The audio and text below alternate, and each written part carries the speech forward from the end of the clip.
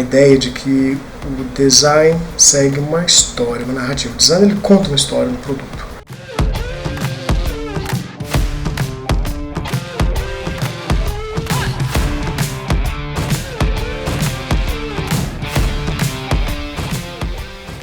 Olá, eu sou o Tomás Strauss, estou apresentando o podcast Pode Criar, da plataforma Cria. Estamos aqui na nossa primeira edição, trazendo um grande amigo, o designer Dmitry Losics. Ele vai contar um pouco a experiência da carreira dele. Dmitry, apresenta aí rapidamente com suas palavras você.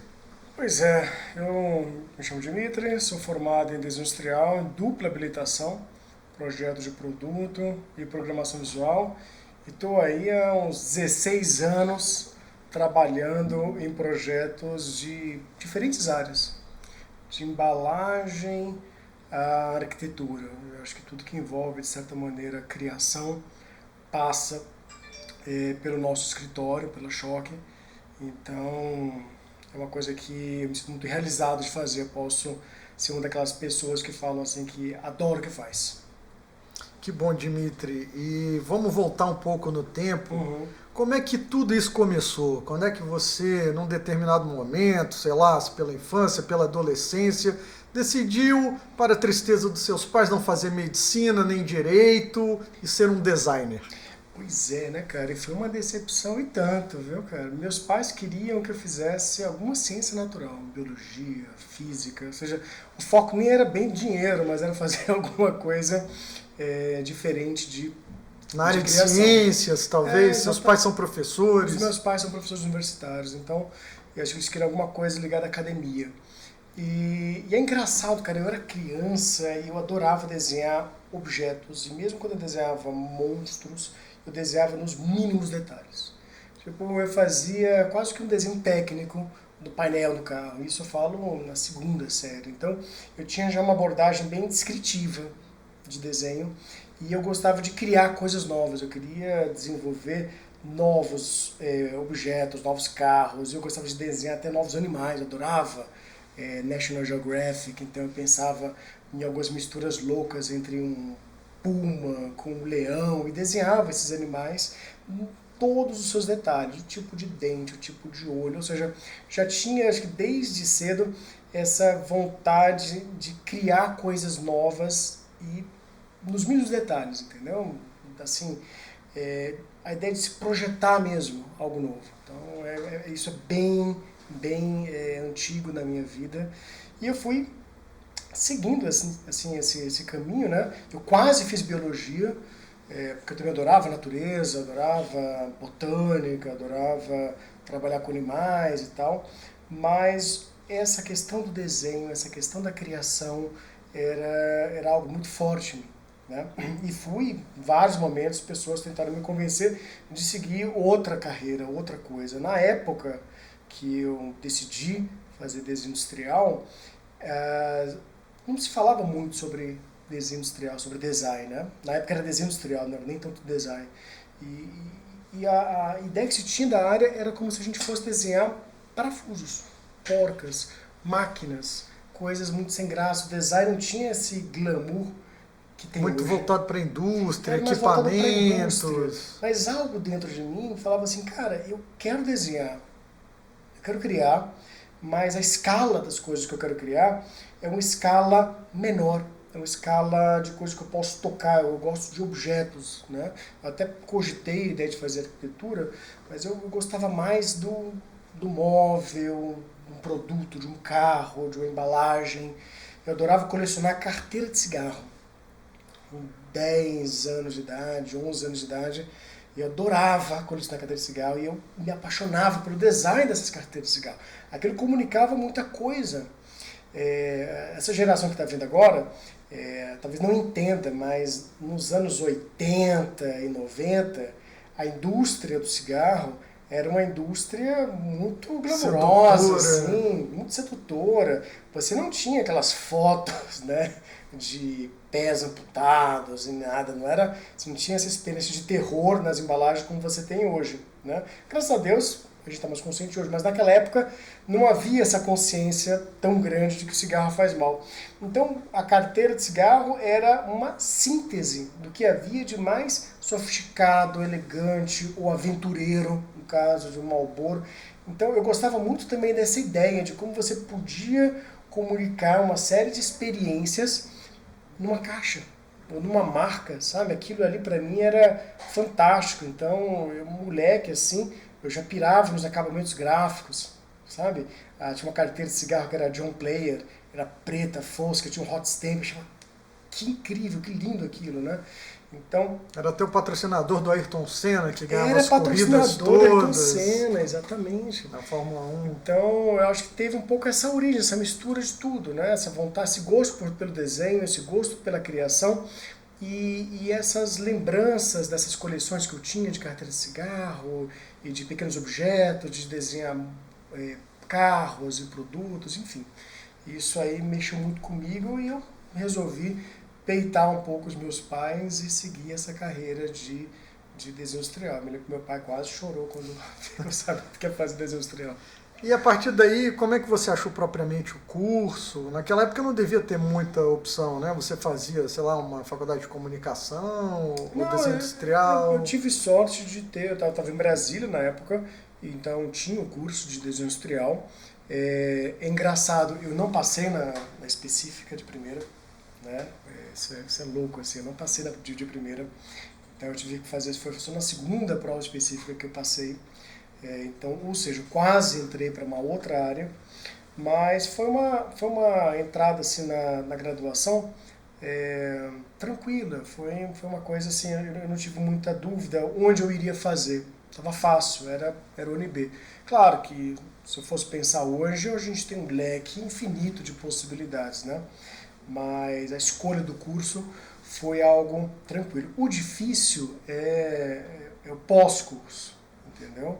O difícil é saber o que você vai fazer depois de formado, sabe?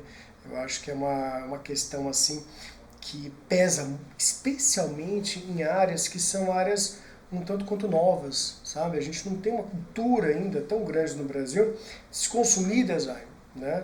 Eu falo consumo de design por parte das indústrias, de quem emprega design, né? Até hoje, a gente ainda faz um esforço para incentivar, para conscientizar uma indústria de que design significa, investir em design significa investir em competitividade, significa investir em inovação, significa investir em singularidade. Então, a gente entra numa área, faz uma graduação, se forma para desbravar um campo que ainda não está completamente sedimentado, né? Então, pelo menos na minha época, era difícil. Você tinha que cavar as oportunidades na marra. O primeiro estágio de produto que eu tive, eu não achei no jornal. Foi uma indicação no Facebook, porque também não tinha Facebook na época. Eu descobri uma fábrica, achava muito legal o trabalho dela, eu montei um portfólio e eu bati na porta. Aqui em Brasília mesmo? Aqui em Brasília. Na verdade, em Valparaíso. Comecei em Valparaíso, de Valparaíso fui para o Gama, então a vontade era tão grande de projetar, de materializar uma ideia, porque eu acho que o legal do produto é justamente você pegar uma ideia que é uma abstração e de repente ela é palpável, aí você toca e ela influencia a vida das pessoas, ela traz a casa das pessoas, isso eu acho muito bacana, essa ideia de você materializar algo que é intangível, né? Essas fábricas eram fábricas moveleiras? Eram fábricas moveleiras. Eu gostava já desde cedo da indústria de móveis, é engraçado. Então foi uma coisa assim mais, como eu posso falar, foi natural. Aí eu fui partindo, eu comecei numa marcenaria, lá em Valparaíso, aprendi marcenaria, eu sou um pouco distraído, então eu assim, encerrei logo a minha carreira de marceneiro, senão eu talvez não estivesse aqui, né? Eu poderia uma estaca de madeira enfiada no meu fígado, qualquer coisa do gênero. Não levo jeito para mexer com máquinas cortantes. E aí eu segui para uma indústria de móvel grande no Gama chamada Nobel. De lá eu fui para uma outra indústria de móveis chamada Zeta, de móveis de escritório. E eu testava muita coisa, eu projetava muita coisa, mas ainda assim eu sentia que aquilo não era o suficiente. Ainda era muito pequeno. Então eu tentei sair de Brasília a qualquer custo. E nesse sentido, eu fui para o Rio de Janeiro. Rio de Janeiro, eu fui fazer um mestrado lá, em design, que era uma desculpa ótima para sair de Brasília desempregado, vou fazer mestrado. Ainda mais no Rio de Janeiro, né? Rio de Janeiro, que é uma terra chata, é uma terra sem graça, não tem nada para fazer no Rio, né? Imagina. Então, eu segui para o Rio e comecei o mestrado lá. Mas, cara, eu vou falar para você, eu não morri de amores por aquele mestrado, entendeu? Para mim era uma continuação da graduação e eu sentia que eu precisava de algo novo, eu queria uma experiência prática. E aí, nesse sentido, eu entrei, consegui uma vaga maravilhosa na Crama, que era o escritório de design estratégico do Rio de Janeiro. Muito bom, muito foda. Assim, e lá você deve ter tido os grandes mestres dos seus primeiros anos de atividade prática. Com certeza. Assim, eu já pesquisava muito. Antes de entrar na Crama, lá no Gama, na fábrica. A fábrica tem um almoço longo, geralmente fábrica tem almoço longo porque a pessoa chega cedo, trabalha muito duro, então você tem 1h30 de almoço. E eu não conseguia interagir com ninguém, cara, de lá. Então eu ficava horas e horas e horas de almoço bisbilhotando toda a cena de design internacional. Eu sabia o que estava acontecendo na Holanda. Graças a Deus, a internet permitia isso. Então, naquela época, já tinha assim, alguns designers que eu adorava, idolatrava. Ron Arad, um cara assim, incrível, um designer inglês que faz umas peças de plástico, umas peças de madeira também completamente orgânicas. O Roslove Groove, que é um designer britânico também, que tem uma linha de design chamada essencialismo, sabe? Que é engraçado que hoje está pegando mais, mas na época era uma coisa tão futurista, tão nova, tão diferente, né? O Karim Rashid era um designer também, fenomenal, e o Karim Rashid misturava tanto a parte gráfica como a parte de produto, né? Em peças assim muito conceituais. E é claro, do Brasil tinha os clássicos, o Sérgio Rodrigues, o Joaquim Terreiro, o Jorge Zalzupin, o Carlos Mota. O Carlos Mota, inclusive, eu cheguei a conhecer pessoalmente e eu tive uma experiência com ele que me marcou muito, sabe? São poucas vezes que você tem essa oportunidade de ainda novo encontrar um mestre, uma pessoa assim que você só via em livros, né? E ele estava no lançamento de uns móveis, numa loja chamada, acho que era Arte Ofício, na Asa Sul, acho que não existe mais essa loja. Sim. E aí ele estava lá, eu tinha um grupo de amigos designers da faculdade e tal, fico meio entediado, falei assim, vamos sair daqui, fumar um cigarro mágico. E a gente foi fumar um, frente ao Lago Paranoá. E aquele papo, né, bem odara e tal, que chegou ao ponto de se perguntar o que você quer, qual é o seu futuro, o que você imagina assim para você, quais são os seus desejos. E nessa roda de estudantes com esse cara, né, eles já tinham quase 60 anos, e a gente pensava assim, cara, eu quero ser famoso que nem você, quero ganhar os prêmios que você ganhou. E aí ele chegou e perguntou, e depois? Aquilo tirou, pelo menos, o meu chão. Porque eu percebi que, depois, você ganha prêmio, você é reconhecido, mas não para ali. Entendeu? As coisas continuam, a ansiedade, o desejo por algo maior, ele continua. Então, o que te dá essa ansiedade? O que faz você falar assim, estou satisfeito, estou em paz, zerei a vida? É uma coisa muito intangível, muito difícil, porque cada vez que você acha que você, sei lá, zerou a vida, você encontra uma outra aspiração. E nessa conversa, o que eu achei mais interessante foi que não era bem a carreira em si, o prêmio, que traria talvez essa ideia de felicidade, de realização, mas um conjunto de coisas que não estavam necessariamente ligadas ao design. Às vezes é um filho, às vezes é uma vida a dois, enfim. Isso, na época, me deixou muito reflexivo, né, sobre essa questão.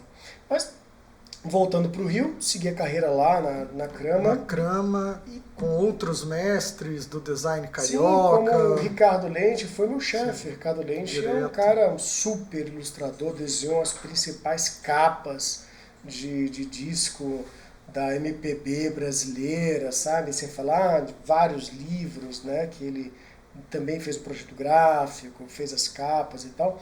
Foi uma experiência, na época, muito bacana. Muito bacana. A gente trabalhou para grandes empresas, como a Oi, nacionalmente, Tecnos, Petrobras. Então, foi uma experiência muito rica. E o que eu achava mais legal de se trabalhar com os designers cariocas é que, cara, a gente não parava de criar momento algum. Assim, a gente saía do escritório, descia para o Baixo Gávea, ia para um boteco, e na cerveja e no petisco a gente já Novas planejava ideias. outros projetos. A gente ganhou um prêmio, a gente foi finalista, né? Ficamos entre os 5 finalistas do Design de Boteco. Olha Era só. a primeira, ou seja, a ideia de se desenhar um novo móvel de boteco para o Rio de Janeiro. Então, tinha essa energia que eu adorava no Rio de Janeiro. Para a galera que trabalhava com criação, eles eram de uma dedicação louca. A gente ia para São João do Meriti. Cara, é longe. A gente sai da Gávea para ir para São João do Meriti. Para viver Na a hora do experiência. almoço, tipo uma quarta-feira. Entendeu? Não para acompanhar um protótipo de algum produto nosso que a gente desenhava de maneira autoral, experimental. Então, aquilo foi uma fase, eu era jovem naquela época, tipo, dava tesão fazer essas coisas, entendeu? E eu acho que a gente tem que ter essa parte mais de experiência, de experimentação, né? Aí terminei me apaixonando e voltei para Brasília. Você né? teve uma oportunidade de tocar um projeto local aqui, que acho que foi as lojas da Oi, não foi isso na época? O que aconteceu? Me apaixonei e tal, voltei para Brasília, mas voltei para Brasília ainda trabalhando para a Crama, mas num outro formato. Ou seja, eu trabalhava mais como um produtor, né? Então eu fazia produção de design da Oi no Centro-Oeste. Que isso também é uma outra experiência, uma outra oportunidade para o designer, né? Às vezes as pessoas estão relacionando o design muito diretamente à concepção, mas o padrão de qualidade, a toda a outra questão que envolve a produção também é uma oportunidade de trabalho para os profissionais. É fundamental, é fundamental. Eu acho que se você quer criar, pelo menos assim, criar alguma coisa palpável, né? Tangível, né? Você tem que saber como aquilo é feito, que material, que processo é necessário para você materializar aquela ideia, sabe? Por exemplo, para quem mexe com essa parte de design digital, eu acho, obviamente, importante você ter uma noção, por exemplo, de programação, nem que você não faça a programação em si, mas você tem que saber se a sua ideia ela vai ser passível de ser executada ou não. E para produto também. Então essa experiência na parte de produção gráfica foi muito importante para saber na prática como materializar as coisas. Então eu ficava dentro de gráfica o tempo todo, avaliando o tipo de lona, de vinil, de impressão, de materiais, entendeu? Para fachada e tal. Então isso foi uma coisa que me envolveu. E uma coisa muito legal da Crama naquela época é que a Crama era um escritório multidisciplinar. Então, a gente tinha arquiteto, tinha design de produto, tinha design gráfico. E é engraçado que todo mundo trabalhava junto no mesmo projeto, sabe? Para o mesmo cliente. Era uma visão multidisciplinar para a resolução daquele desafio. Exatamente. E aí, nesse sentido, quando eu voltei para Brasília e aí esse meu contrato acabou, eu pensei, cara, eu dava aula na UNB, né? Então eu trabalhava para a Crama e dava aula na UNB como professor substituto na área de design de produto. E eu pensei, cara, eu vou abrir um escritório com essa pegada mais multidisciplinar, né? Aí no começo, o multidisciplinar ficou só no design de produto, design gráfico, o que foi, eu vou te falar, uma pequena catástrofe, sabe? Então, o começo, empreender, porque para mim, pelo que eu ganhava, trabalhar em algum escritório em Brasília era uma coisa fora de questão. Também tem uma questão importante a gente avaliar, que é o perfil psicológico. Tem pessoas que têm um perfil psicológico para empreender, e tem pessoas que têm um perfil psicológico mais para ser funcionário. É simples assim, entendeu? Então eu não me sentia muito bem como funcionário, e aí não vi outra alternativa se não empreender. Me aproximei do Sebrae naquela época. Então, até interessante essa visão para quem está começando, né? Talvez a oportunidade do Sebrae, que também atende pequenos clientes e dá oportunidade àqueles designers que estão iniciando. Total, cara. O Sebrae, ele dá uma ajuda, tanto nessa parte de maturidade, assim, empresarial, empreendedora, sabe? Porque um escritório, uma empresa, para ela girar, ela demanda de algumas aptidões que não são necessariamente ligadas à criatividade ou ao design. O cara pode ser um excelente designer gráfico e um péssimo gestor. Eu acredito que tem algumas empresas maravilhosas que eu conheci que se deram muito bem porque tinham um bom gestor. E aí quando esse gestor foi embora, essa empresa, que ficou só com os criativos, desapareceu. Então, não vou citar nomes aqui, mas tem várias que eu conheço a nível nacional. Então, nesse sentido, ter essa visão mais de business, de empresa, ela é importante para tornar a sua criação sustentável, entendeu? Porque você tem que pagar as contas, tem que pagar funcionário, você tem que, digamos assim, manter aquela empresa girando. Então, você tem que desenvolver um senso de organização financeira, você tem que ter uma noção um pouco de marketing, de publicidade, de gestão de recursos, de gestão financeira, de gestão contábil, tem que ter uma noção de contrato. Então são coisas que são muito importantes da gente avaliar. E mesmo que você seja, por exemplo, um funcionário, não, eu não vou empreender. Se você tiver uma boa noção de business, eu acredito que você, como designer, vai ter um diferencial tremendo. Porque no final das contas, uma empresa contrata um designer para vender mais. Vamos ser bem franco. No final, frigir dos ovos, o objetivo final ali é aumentar a venda, aumentar a receita. Entendeu? É claro que nesse caminho, nessa jornada, você pode mudar comportamentos, você pode trabalhar o meio ambiente, você pode trabalhar a questão de responsabilidade social, diminuir desigualdade, tudo isso pode acontecer. Mas se não der lucro, nada disso acontece. E você tem um exemplo, assim, especialmente na sua carreira, que você realizou um trabalho e você sentiu esse incremento, uma história assim que ficou marcada na sua vida? Tenho alguns, cara, tenho alguns. Porque essa ideia do design 360, ele vai muito nessa direção de que às vezes eu percebo que para aquele cliente não basta apenas o design da logo dele. A logo dele não vai mudar a empresa, sabe? O catálogo bonito não vai mudar aquela empresa. A embalagem bonita não muda a empresa. Na verdade, é um conjunto de atividades, de ação que vão se transformar em incremento de vendas, em crescimento dessa empresa. Então, tem um cliente nosso que é a Fazenda Burim. A Fazenda Burim, ela chegou até a gente pelo Sebrae, faz um certo tempinho, né? E eu gosto muito desse case porque é um case que mostra uma transformação muito grande na vida dessa empresária, né? Então ela chegou para mim com uma bandejinha de isopor, com umas coxinhas veganas, sabe? E um pão de queijo vegano. E a marca dela era uma marca que tinha um símbolo assim de reciclado, sabe? O nome era Burim Alimentos Naturais. Nada conversava muito bem. Isso, e a bandeja, aquela bandeja de isopor com aquele plástico filme, entende? Então, só a apresentação da embalagem já era muito estranha. A marca lembrava lixo, porque você vai botar em cima de reciclado uma marca de comida, convenhamos, né? Você não está falando do código certo. E o nome também faltava uma coisa catchy, sabe? Uma coisa que envolvesse. O que eu fiz? Eu resolvi conhecer a fazenda dela. A fazenda não, no caso era o sítio, né?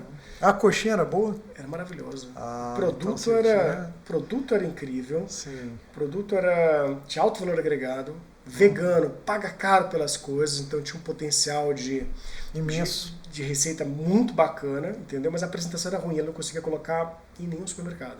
Sofria por isso. Eu quando colocava não vendia, porque era um produto caro, era tipo coxinha de jaca, cara, é caro fazer esse negócio, é caro fazer produto vegano. E aí a gente começou, ela queria só embalagem. Eu falei, cara, não, você tem que fazer uma mudança De total. tudo. Então a gente mudou o nome. A não ser a coxinha. A coxinha, ela se manteve, mas tem que criar outros produtos, que ela criou depois. Diversificar. Então a gente mudou o nome, a gente fez um branding com eles também, trabalhamos uma linha assim de delícias do bem, Fazenda Burim, delícias do bem. Então uma marca que toda a comunicação visual, as imagens, as campanhas mostravam que de fato aquele sítio era, sabe? Aquele local, os pais da Carla eram dois agricultores assim do sul do Brasil e eles colhiam. Então, sabe aquela história do suco do bem? Uhum. Que é uma mentira? Sim, é uma Pois história. uma historinha inventada. Ali eles viviam. Era verdade. Era verdade. Eu falei, cara, a gente tem que comunicar essa verdade. Uhum. Então o brand foi muito focado em comunicar essa verdade, entendeu? Tipo, a amora maravilhosa que eles tinham lá era colhida por dois velhinhos mesmo, entendeu? Hoje não mais, mas enfim, era colhida. E tinha estação, eles seguiam assim, a fruto da estação, produto da estação, então a gente mudou o nome, mudamos a embalagem, fizemos um trabalho de direção de arte para as fotos. Aí falamos assim, olha, não basta só a embalagem ou a marca, eu acho que o posicionamento de vocês tem que mudar. Então a gente fez um uniforme, um standzinho de degustação para que ela pudesse utilizar em feiras fora de Brasília. Então ela foi para algumas feiras em São Paulo, chamou a atenção do Clotroago, chamou a atenção do grupo Pão de Açúcar e hoje ela está em vários supermercados do Brasil, incluindo São Paulo. Ela construiu uma fábrica, ela comprou máquina, ela fazia manualmente, comprou máquina e ela tinha uma casinha pequenininha que ela dividia com produção.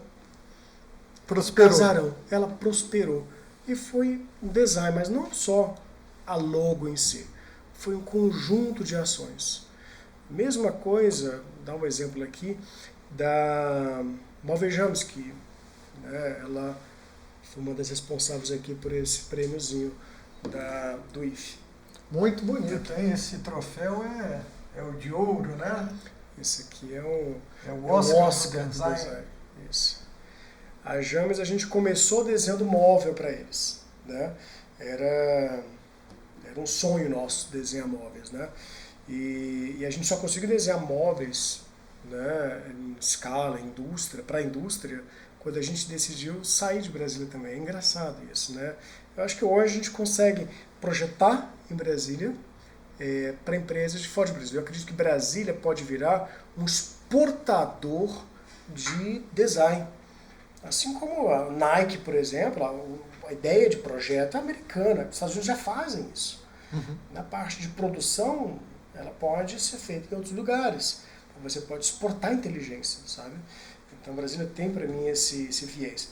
Nesse caso, a gente foi para São Paulo mais para apresentar o nosso produto. Então, a gente criou um coletivo de designers chamado Entre Eixos. Fomos para Paralela, apresentamos nossas peças lá e de lá a gente começou a chamar a atenção de algumas indústrias, na própria feira, sabe? Eles acharam bem diferente o nosso móvel, nossa pegada e tal, e começamos a desenhar. E a James foi uma dessas empresas que abraçou a ideia. Que abraçou a ideia. A gente desenhou uma linha completa, mais de 20 produtos, com o perfil era para West Wing, então um perfil bem bacana, um briefing bem bom. Mas a gente percebeu, a gente da Choque, que a marca da James não estava alinhada com a qualidade do design.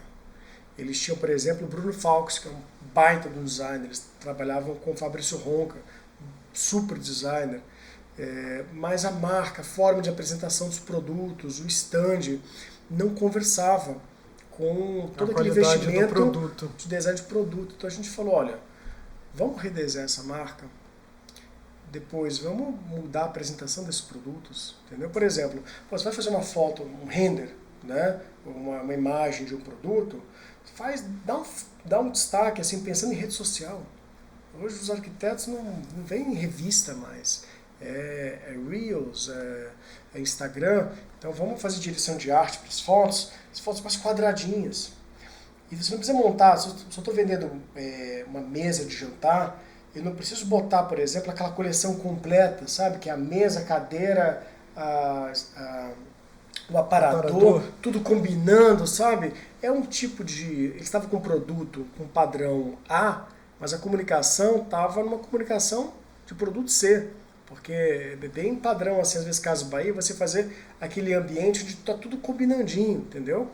Então, eles tinham que dialogar com um arquiteto, por exemplo, que especificavam produtos mais caros. Então, para isso, a gente mudou, ajudamos eles a mudarem a forma de apresentação dos produtos. Então, eles passaram a fazer renders e fotografias mais alinhadas, porque esse arquiteto está querendo ver, sabe? E por último a gente mudou o stand e a gente começou a incentivar eles a investir em premiações. Porque é incrível como, por exemplo, algumas empresas investem em mídia social, TikTok da vida, e às vezes não tem uma verba do marketing para investir em prêmio. E o prêmio, especialmente prêmios internacionais, dão uma visibilidade, uma credibilidade absurda. Uma comprovação. É uma comprovação de qualidade. Profissionais que avaliaram. Sim. Então a gente desenhou uma adega, né? A adega Cacho. A adega Cacho. A famosa adega Cacho. Foi um produto que ele começou na Casa Cor. A gente fez o primeiro protótipo da Casa Cor de 2018. Então, era um protótipo ainda, era uma ideia, a gente queria resolver uma questão que a gente não achou uma adega que tivesse brasilidade. As adegas que a gente via tinham um design muito europeu. E um design europeu que era, por horas, muito colonial ou muito, sei lá, italiano, entendeu? E a casa do brasiliense, a casa do brasileiro, não sei, não comportava. Eu não via, assim, né, nos projetos que a gente fazia de arquitetura, a possibilidade de introduzir esse tipo de adega europeia, uma coisa colonial, mais pesadona, entendeu? Para ambientes menores também. Tinha uma questão de estilo que eu achava que era tudo muito pesado, colonial, e outro ponto é isso. As adegas demandavam casas gigantescas e hoje as pessoas gostam as pessoas precisam armazenar um vinho, às vezes em pequenos espaços, em apartamentos menores. Elas têm apartamentos minúsculos e com muitas áreas mortas. Essa que é a questão. Então, às vezes, eu compro um apartamento, tem uma coluna, você não consegue botar nem um quadro nessa coluna.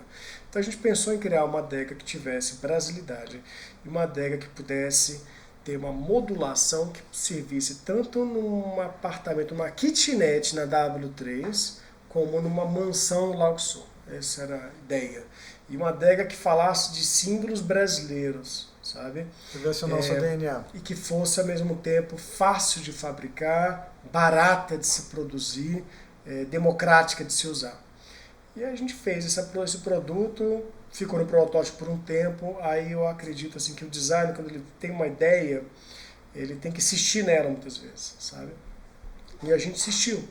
Eu, Simone e Marília, a gente insistiu bastante nessa ideia, procuramos algumas indústrias, escutamos muitos nãos, sabe?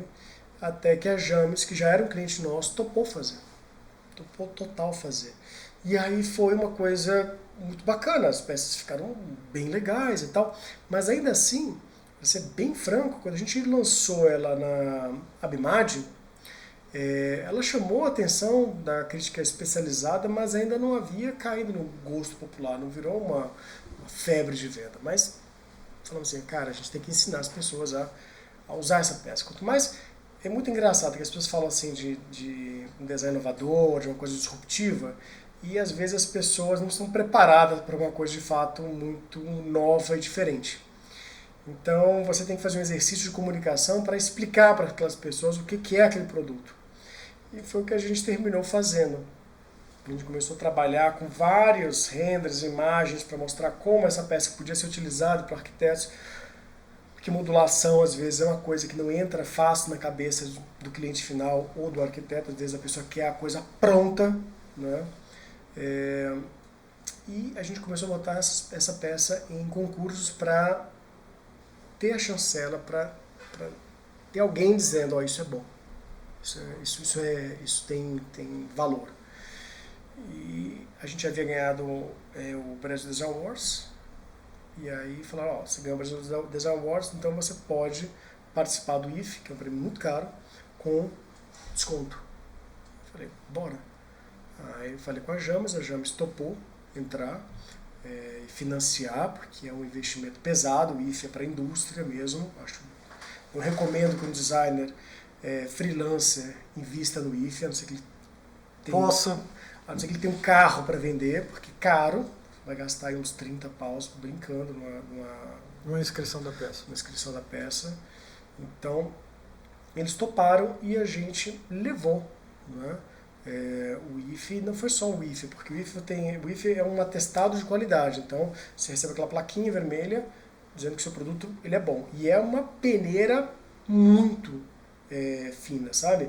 Eu já havia inscrito alguns produtos no IFE e foi só dinheiro gasto, porque a gente não conseguia passar, entendeu? Dessa peneira. E aí a gente não só passou da peneira, como a gente ganhou a premiação máxima, que foi o Gold, né?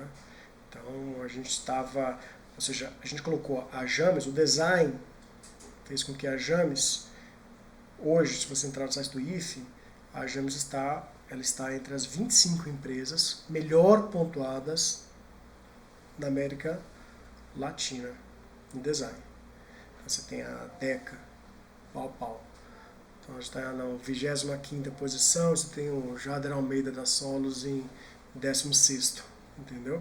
Então, isso são coisas interessantes e muito legais, assim, ou seja, a gente tem uma visibilidade internacional. Hoje essa adega ela é exportada, hoje essa adega ela está em 4 casas de cor no Brasil, teve em São Paulo, Curitiba, Brasília e Ribeirão Preto.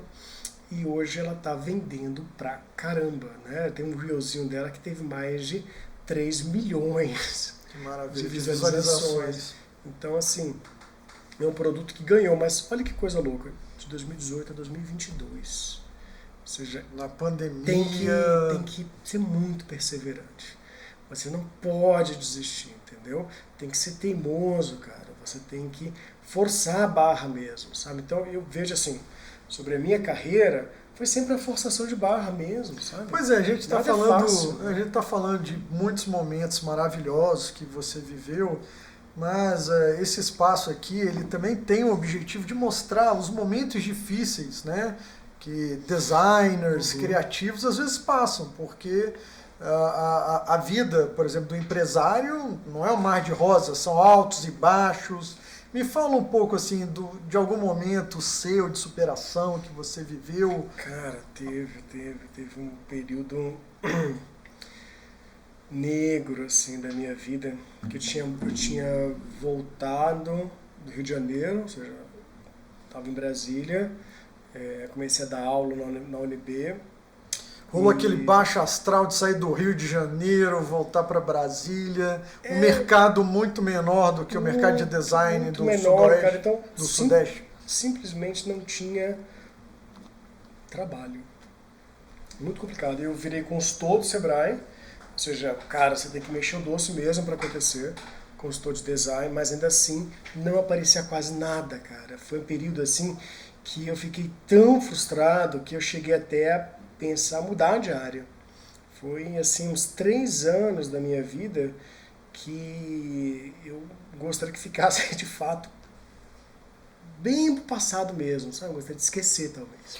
Mas é interessante, né? Porque você veja, 3 anos, né? Não é um momento curto, não é um período curto. Não, cara, foi e realmente é uma prova, né, de que quando você tem um sonho, vale a pena perseverar, mesmo que isso demore para acontecer. Você acredita no seu talento, no final você tem um resultado. E essa que é a questão, você tem que avaliar, você não pode ficar por conta da sorte apenas, né? Então, como eu disse, eu abri uma empresa só de design de produto, design gráfico, e em Brasília o pessoal não contrata, cara, não contrata. É muito difícil, assim, mas naquela época, hoje talvez seja diferente, mas naquela época era difícil contratar. Quero que você faça a minha marca. Geralmente ele procurava ou um escritório de publicidade para fazer toda a campanha, inclusive a marca, ou ele procurava, se ele estivesse abrindo um negócio, ele procurava um escritório de arquitetura para fazer toda a parte de arquitetura, e aí o arquiteto me desenhava a marca, né? Então acontecia isso. Então me virou uma chave, eu andava pro Brasil, eu via loja pra caramba, marca pra caramba, e perguntava, cara, quem tá desenhando esse negócio, né? Eu tava tão fodido, tão lascado, que vinha assim pra fazer, sei lá, cara, uma marca de paçoca, eu falava, uhul! Tava comemorando, fazer. Vamos fazer, sabe? Uma oficina mecânica em Taguatinga, nossa, né? Você vê o desespero. E aí me deu esse insight, sabe? Que talvez fosse o caso de me associar com uma empresa de uma outra área, não só design. Aí, publicidade, eu gostava muito de imóvel. E aí eu pensei, cara, vou seguir para a área de arquitetura, sabe? E aí fui sócio da Liz Sandoval, e a gente criou um escritório, trabalhamos junto um certo tempo. E nesse período eu conheci também a Simone, que é a minha atual sócia. Conheci a Simone e ela adorava móvel. A gente pensou em fazer esse trabalho para... Eu a chamei para esse coletivo de designs entre eixos, para a gente ir para São Paulo e tal, levar o design de Brasília para São Paulo. Desenvolvemos uma peça juntos, foi muito legal.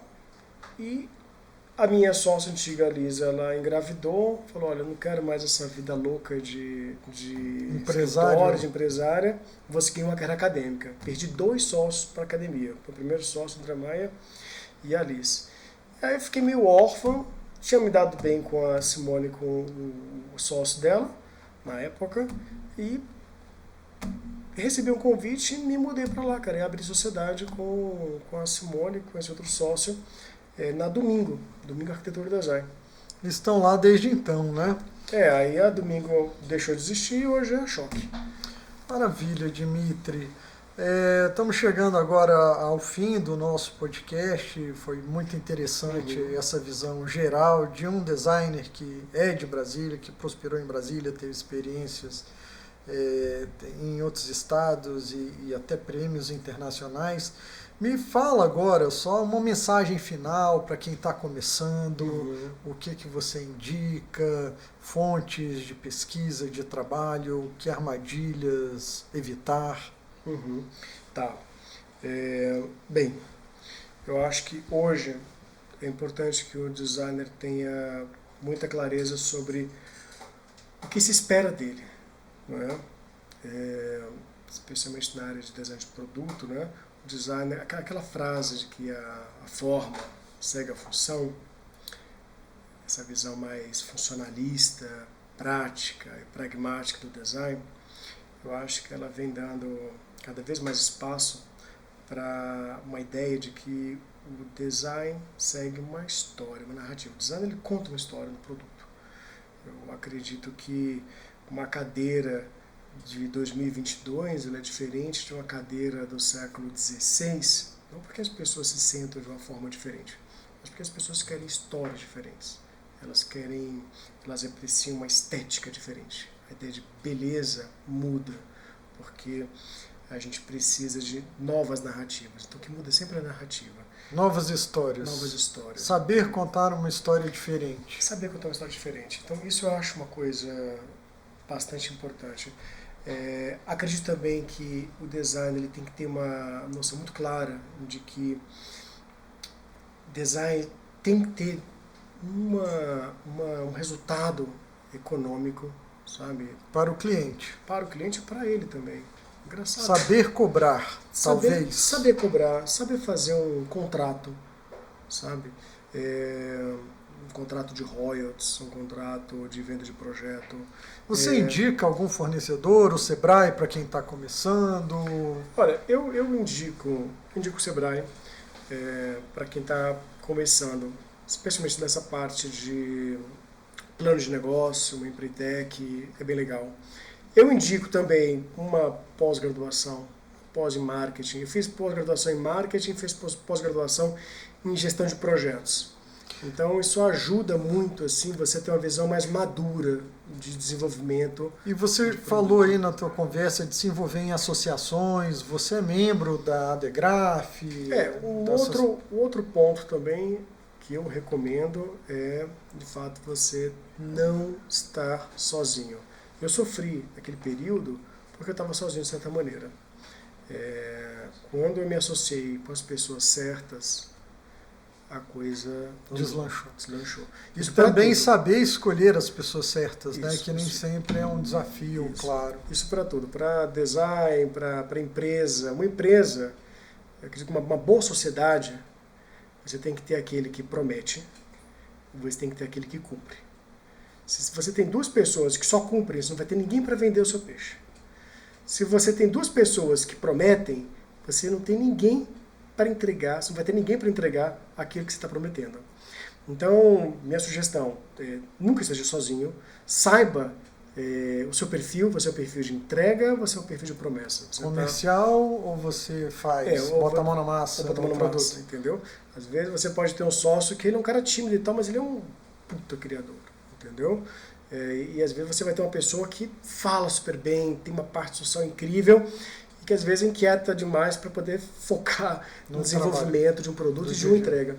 Então, isso eu acho que também é uma coisa importante. E em relação às associações, eu recomendo muito que vocês procurem a DEPRO, que vocês procurem a ADP.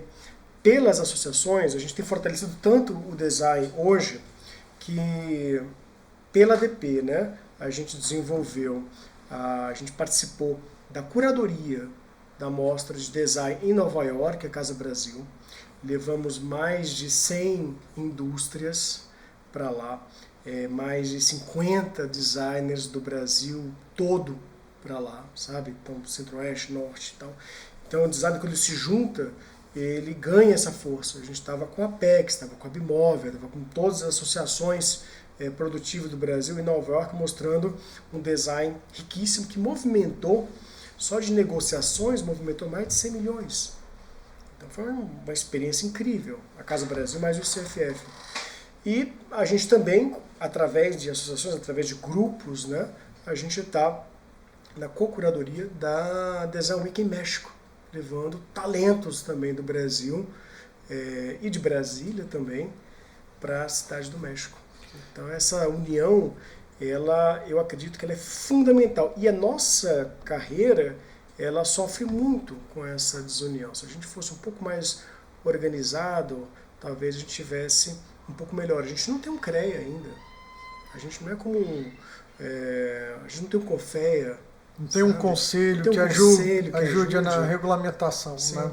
Então, isso eu acho maravilha. Vamos atrás então dessas suas dicas. Obrigado demais pelo seu tempo, Dmitry. Vamos compartilhar os seus contatos aí nas nossas mídias sociais, nos nossos materiais de divulgação. Entre em contato com o Dmitry, você designer aí que está em dúvida, passando por esses mesmos dilemas, veja que é possível. A gente tem pessoas aqui de qualidade em Brasília que prosperam e você pode ser um deles, vamos acreditar. Se quiserem conversar mais, vocês podem nos acessar através das redes sociais, choque.design no Instagram e Losix apenas, né? Pode mandar um direct, pode tirar qualquer dúvida.